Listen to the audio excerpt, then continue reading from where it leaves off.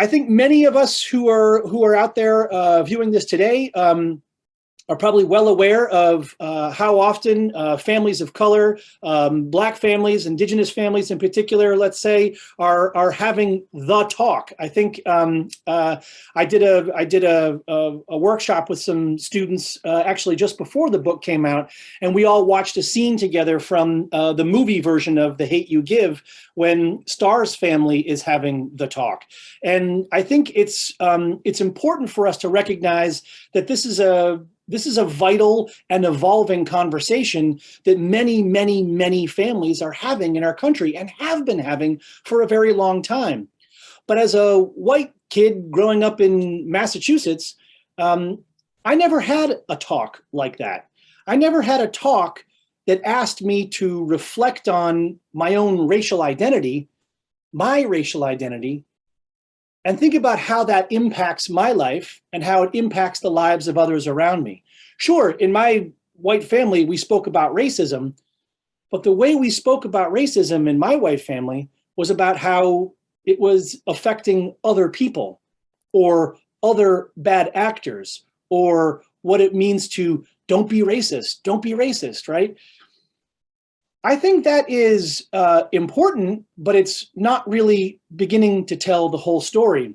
Because for me, as I reflect on what it means to begin to think a lot more about my own racial identity, I think what it does is it opens up an opportunity for me and for others who might have this other talk in their white families to become more self-aware, to be inspired to listen more, especially to folks of color who have been telling the truth for so long, and to learn more about the impacts of racism, but also the impacts of, as the subtitle of the book suggests, reckoning with our white privilege. Because then maybe, and hopefully, and the real reason why I wrote the book, we can be more meaningful participants, those of us who are white, in conversations about racism and in action that folks of color have been leading for decades and decades and decades, and joining that fight as meaningful partners with humility and a sense of real urgency. That's what's behind the book. But in order to do that, I think, as I've heard the call to action from so many of my friends and colleagues and family members of color, the call to action includes a real reckoning. It includes a review of my own life. Sure, I want to be a good person. Sure, I want to do what I can to try to eradicate racism in my everyday life, and also certainly in the institutions in which I operate. But if I'm not reflecting on my own life, not beginning to think a bit more about how privilege acts and operates in my everyday life, I think I may be blind to the opportunities in which I can be a better partner. And in fact, sometimes, despite my good intentions, I may not be such a great partner. So for me, I want to create this kind of dialogue because, as probably many of you know, I come from an education background. I worked at a high school in New York City for 10 years. I love working with young people. I care so deeply about young people and their real fiery spirit to get involved in things in the world. But if we're not having the other talk, if we're not providing young folks with the language to begin to really grapple with what privilege is and what it means, especially those of us who are white, who have this privilege and live with this privilege, then I think we're denying and we're robbing young folks of the critical tools they need to really do the work that they want to do. I'm going to give you one example of what I mean by the work that they want to do, and then I'm going to backtrack into some of the stories in this book that really form the backbone of the book. What do I mean about young people who really want to be involved, and who are these young people? I think back to last summer, the summer of 2020, and I think about in the wake of the murder of George Floyd, all those images we saw of people marching in the streets. In fact, many of them were young people marching in the streets. And many of the images that I saw were of young white people marching in the street as well. In fact, some of them were even holding and dragging along their parents and grandparents behind them, saying, "You've got to come join this with us."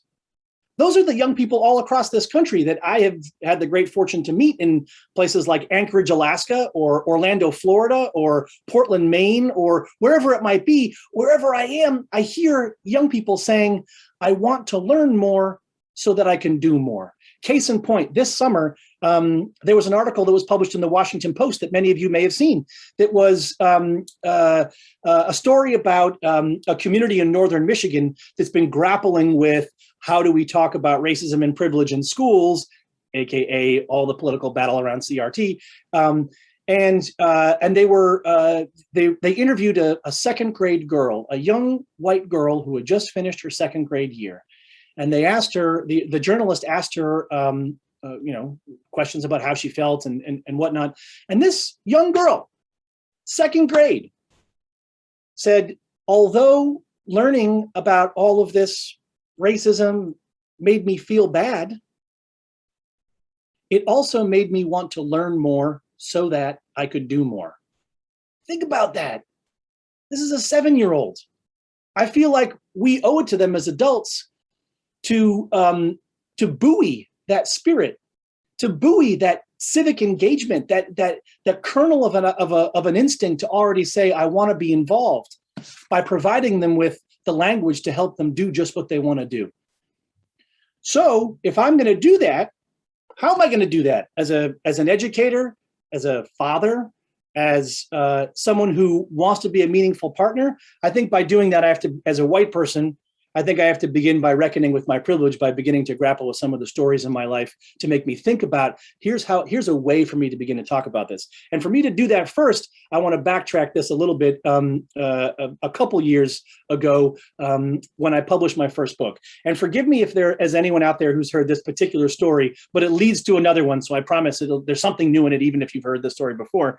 But I think it's an important one to give some context also for how I began to write the book, but also to demonstrate what's going on in the book. Because the idea was, if I can use stories from my own life as the backbone and structure of the book, I can talk about what white privilege looks like in my life, like in interpersonal interactions.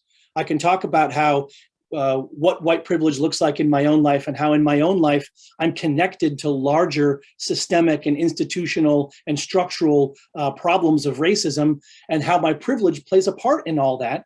And for me to be aware of that helps me be a better partner in trying to dismantle some of that. So using these stories becomes the backbone of the book, and it also becomes highly embarrassing. Because of course, what I have to reveal are things that I'm uncomfortable doing. But I think, again, as an educator and as a father and as someone who wants to be a meaningful partner in my community, I have to be willing to be vulnerable. I have to be willing to say, here's where I didn't know what I didn't know, so that now that I know more, I can share this with others so that you can know more and hopefully do better than I did in this instance. And let me just start the presentation storytelling hour section in this way. So a few years ago, I published my first novel. It's called The Gospel of Winter. And some of you may know that in that same month, January of 2014, another writer published his first novel. His name is Jason Reynolds. And we were both published by the same publishing company. His book was When I Was the Greatest, and he and I were put on tour together, and it was super exciting. And we're both like living out our dreams. And it's also at a time in our lives that is just after.